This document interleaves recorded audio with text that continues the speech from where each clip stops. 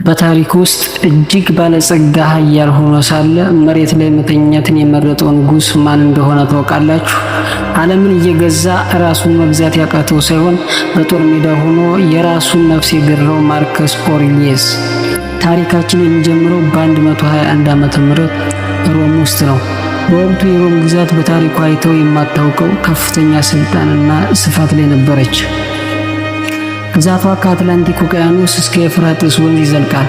ነገር ግን በዚህ ታላቅ ግዛት ውስጥ በቤተ መንግስቱ ግድግዳዎች ጀርባ ሌላ ዓለም ነበረ።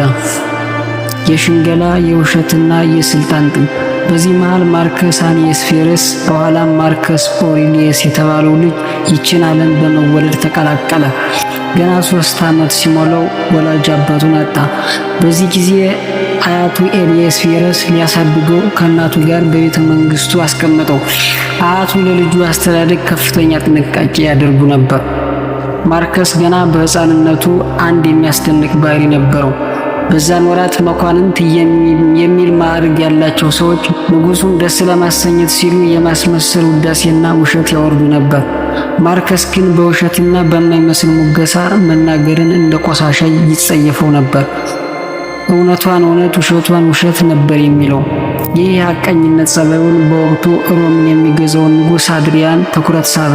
ንጉሱን ቬረስ ወይም እውነተኛ የሚለውን ስሙን በመለወጥ ቨርሲመስ፣ ይህም ማለት ከሁሉም በላይ እውነተኛ ብሎ ጠራው።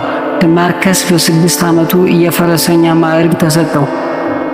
ይህ ለሕፃን ልጅ የማይገባው ትልቅ ማዕረግ ቢሆንም ማርከስ ግን በልጅነቱ ስሜት አልተወጠረም። በ12 ዓመቱ ማርከስ ከፈላስፋውና ሰዓሊው ዲዮግኒተስ ጋር ተዋወቀ። ይህ ሰው ስዕልንና ፍልስፍናን እንዲያስተምረው ለመነው። ፈላስፋውና ሰዓሊው መምህርም በደስታ እንደሚያስተምረው ቃል ገባለት። ማርከስም ምንም ሳያቅማማ በዚህ ዕድሜው ፍልስፍናን በተግባር ለመለማመድ ወሰነ። እንደ አንድ የሀብታም ልጅ ባህር አልጋ ላይ መተኛት ሲገባው እርሱ ግን የፈላስፋ ልብስ በመልበስ መሬት ላይ መተኛት ጀመረ። እናቱም ልጄ ሆይ ለምን በመሬት እየተኛ በእድ ታመምብኛለህ እያለች ስለምነው ነበር። ማርከስ ግን ለእናቱ አካሌን ካላሸነፍኩ አይምሮዬን መግዛት አልችልም፣ ስለዚህ እናቴ ተይኝ፣ አታስገድጂኝ፣ እኔ ለራሴ የሚጠቅመኝ እንጂ የሚጎዳኝ አይደለም በማለት በቆራጥነት ቀጠለ። ይህ ድርጊቱ ለዓይን ማሳያ ሳይሆን ለራሱ የውስጥ ጥንካሬ የገነባበት መሰረት ነበር። በአስራዎቹ እድሜው እያለ በጊዜው የነበሩትን የታወቁ እንደ ጂኒየስ ራስትከስ ያሉ መምህራንን በማግኘት ስለ ስቶይሲዝም ጥልቅ እውቀት መቅሰም ጀመረ። ታዋቂውና የሀገሪቱ ሊቅ የነበረው ጁኒየስ ራስቲክስን ማርከስን እንዲህ እያለ ይመክረው ነበር።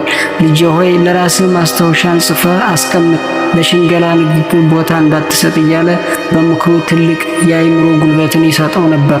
ንጉሥ አድሪያን ሊሞት ሲል ማርከስን ለወደፊቱ ንጉሥነት መርጦታል። ነገር ግን ማርከስ ወጣት ስለነበረ አድሪያን አንቶኒነስ ፓየስን ንጉሥ አድርጎ ሾመ። ውሉ ግን አንድ ነበር።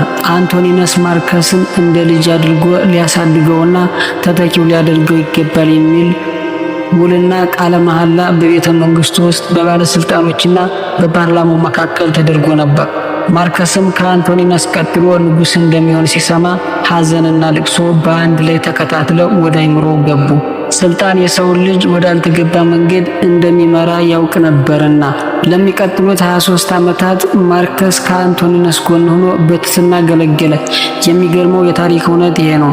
በእነዚህ በ23 ዓመታት ውስጥ ማርከስ ከንጉሱ ተለይቶ ከአንድ ወይም ከሁለት ሌሊት በላይ አድሮ አያውቅም። ስልጣን በቅርብ ርቀት እያለች እርሱ ግን አንድም ቀን ለስልጣን አልቸኮለም። ይልቁንም ከአባቴ ትሕትናን፣ ውሳኔ ላይ መጽናትንና ለሽንገላ ቦታ አለመስጠትን ተምሬያለሁ በማለት በመጽሐፉ ላይ ምስክርነቱን ሰጥቷል። በ161 ዓመተ ምህረት አንቶኒነስ ፓየስ ሲሞት ማርከስ ኦሬሊየስ የሮም ንጉሠ ነገሥት ሆነ። በሮም ሕግ መሰረት ማርከስ ብቻውን የመግዛት ሙሉ ስልጣን ነበረው። ነገር ግን ማርከስ ያደረገው ነገር ታሪክን አስገረመ። አሳዳጊ ወንድሙን ሉሲየስ ፌረስን ጠርቶ ስልጣኑን እኩል እንካፈለው አለው። ይህ በሮም ታሪክ ለመጀመሪያ ጊዜ 2 ሰዎች ንጉሠ ነገሥት ተብለው እኩል ስልጣን የያዙበት ወቅት ነበር። ማርከስ ይህን ያደረገው ለስልጣን ስግብግብ ስላልነበረና ከአባቱ ጋር የገባው ቃል ኪዳን ለማክበር ነበር። ሉሲየስ ፌረስ በባህሪው ለጭፈራና ለደስታ የቀረበ ቢሆንም ማርከስ ግን በታላቅ ትዕግስትና ፍቅር አብሮት በመስራት የሀገሪቱን አንድነት ጠበቀ። ይህ የሚያሳየው ማርከስ ስልጣንን እንደ የግል ሀብት ሳይሆን እንደ ሕዝብ አደራ ማየቱን ነው። ማርከስ እና ሉሲየስ ፌረስ ስልጣን በያዙ ማግስት በምስራቅ ሮም ግዛት በዛሬዋ ኢራቅና ሶሪያ አካባቢ ከባድ ጦርነት ተቀሰቀሰ። የፓርቲያ ንጉሥ ቮሎጋሰስ ሮምን በመናቅ ወረራ ፈጸመ። ማርከስ ራሱ ፈላስፋና ሰላም ወዳድ ቢሆንም የሀገሩን ደህንነት ለማስጠበቅ ወንድሙን ሉሲየስ ፌረስን ወደ ምስራቅ ላከው። ይህ ጦርነት ለሮም ድል ቢሆንም ዋጋው ግን በጣም ከባድ ነበር። ሮማውያን የስሉኪያ ከተማን ድል አድርገው ሲመለሱ ያመጡት ድል ብቻ ሳይሆን ሞትም ነበር። የታሪክ ጸሐፊው ካሲየስ ዲዮ እንደሚነግረን ወታደሮቹ በምስራቅ በኩል በሚገኘው ሰፈር አካባቢ ወረርሽኝ ይዘው መጡ። ይህ በታሪክ አንቶኒን ወረርሽኝ ተብሎ የሚታወቀውና በሚሊዮኖች የሚቆጠሩ ሰዎችን የጨረሰው አስከፊ በሽታ ነው። ወረርሽኙ ሮምን ሲያጥለቀልቃት በቀን እስከ 2000 ሰዎች ሞቱ ነበር። የሮም ግዛት ግማሽ ሕዝቧንና ግማሽ ጦሯን አጣች። ኢኮኖሚው በከፍተኛ ሁኔታ ተደቆሰ። ማርከስ በዚህ ጊዜ በቤተ መንግስቱ ተደብቆ አልተቀመጠም። ይልቁንም ያደረገው ነገር ዓለምን አስደመመ። የቤተ መንግስቱን ውድ ዕቃዎች፣ የወርቅ ጽዋዎች፣ የንግስቲቱን የሐር ልብሶችና የከበሩ ድንጋዮች በሙሉ አደባባይ አውጥቶ ለጨረታ አቀረበ። ይህ በታሪክ መዝገብ ላይ በግልጽ የሰፈረ እውነት ነው። ማርከስ እንዲህ አለ: ንጉስነቴ ለሕዝቡ ካልጠቀመ እነዚህ ጌጣጌጦች ድንጋይ ናቸው። ይህ ጨረታ ለ2 ወራት ያህል የቆየ ሲሆን የተገኘው ገንዘብ ለጦርነቱና ወረርሽኙን ለመከላከል ዋለ። ማርከስ ከሕዝቡ ጋር አብሮ ለመራብ የወሰነና ለግዴታው የቆመ እውነተኛ መሪ መሆኑን በተግባር አሳየ። በዚህ አስቸጋሪ ወቅት ነበር ማርከስ ለራሱ ማስታወሻ መጻፍ የጀመረው። ሮም በወረርሽኝ እየወደመች ባለችበት ወቅት በሰሜን በኩል የጀርመን ነገዶች የሮምን ድንበር ጥሰው ገቡ። ይህ ለሮም ሕልውና ከባድ አደጋን የደቀነ አስጊ ወቅት ነበር። ማርከስ ኦሪሊየስ ጤንነቱ በጥሩ ሁኔታ ላይ ባይሆንም በቤተ መንግስቱ ሆኖ ትእዛዝ መስጠትን አልመረጠም። ይልቁንም ራሱ ጦር ግንባር ድረስ ሄደ። ሕይወቱን አብዛኛውን ያሳለፈው በዳኑብ ወንዝ ዳርቻ በዛሬዋ ኦስትሪያና ሃንጋሪ አካባቢ በሚገኝ የበረዶና የጭቃ መንደር ነበር። የታሪክ ጸሐፊው ካሲየስ ዲዮ እንደሚነግረን ማርከስ በዚያ ቀዝቃዛ አየር ውስጥ ሆኖ ወታደሮቹን ያበረታታ ነበር። የሚገርመው የታሪክ እውነት ግን ማርከስ በጦር ሜዳ ሆኖ እንኳ የጠላቶቹ ምርኮኞች በፍትህ እንዲያዙና መሬት ተሰጥቷቸው እንዲሰፍሩ ማድረጉ ነው። ጠላትህም ቢሆን እንደ ሰውየው የሚለው ፍልስፍናው በጦርነቱ ግርግር ውስጥ እንኳን አልጠፋም ነበር። ዛሬ ዓለምን እያንቀሳቀሰው ያለው መጽሐፍ የተጻፈው እዚያን በጦር ግንባር ድንኳን ውስጥ በሻማ ብርሃን ነው። መጽሐፉ በመጀመሪያ ገጹ ላይ በኳዲ ምድር በግራኗ ወንዝ ዳርቻ የተጻፈ የሚል ማስታወሻ አለው። ይህ መጽሐፍ ለሕዝብ እንዲታይ የተጻፈ ሳይሆን ማርከስ በግርግርና በሞት ፊት ሆኖ አይምሮውን ለማረጋጋት የጻፈው የግል ማስታወሻ ነበር። በመጽሐፉ ውስጥ ራሱን እንዲህ ብሎ ይመክራል: ጠዋት ከአልጋ ለመነሳት ስትቸገር የተፈጠርከው ለሥራ እንደሆነ አስብ። በሙቅ ብርድ ልብስ ውስጥ ለመተኛት ነው ወይስ ለተፈጠርክበት ዓላማ ለመቆም? እያለ ራሱን ይገስጻል። ማርከስ ንጉሥ ሆኖ ሳለ ራሱን እንደ ተራ ሰው አይቶ በመጽሐፉ ውስጥ ድክመቶቹን ይዘረዝራል። ይህ መጽሐፍ በታሪክ ውስጥ እጅግ ሐቀኛው የንጉሥ የልብ ትርታ ተብሎ ይታወቃል። በበረዶ ጦር ግንባር ላይ ሆኖ የጻፈው እነዚህ ቃላት ዛሬም ድረስ በሰው ልጅ ታሪክ ውስጥ ትልቅ ቦታ አላቸው። ማርከስ ኦሪሊየስ በሕይወቱ ያጋጠሙትን ክደቶች በሙሉ በይቅርታ አሸንፏል። ነገር ግን የመጨረሻውና ከባዱ ፈተናው ከጠላቶቹ ሳይሆን ከራሱ አካል ጋር ነበር። በ175 ዓመተ ምህረት ማርከስ በሰሜን ጦር ግንባር ላይ ሆኖ በጠና ታሞ ሳለ አንድ አስደንጋጭ ዜና ሰማ። በምስራቅ የሮም ግዛት በሶሪያና ግብጽ የጦር አዛዥና የማርከስ የቅርብ ጓደኛ የነበረው አቢዲየስ ካሲየስ ማርከስ መሞቱን የሚገልጽ የሐሰት ወሬ በማናፈስ ራሱን ንጉሥ አድርጎ ሾመ። ካሲየስ የሮም ምርጥ ወታደሮች ደጋፊነት ነበረው። ማንኛውም ንጉሥ እንዲህ ያለውን ክደት ሲሰማ በንዴትና በበቀል ይነሳል። ማርከስ ግን ያደረገው ነገር በታሪክ ተሰምቶ የማይታወቅ ነው።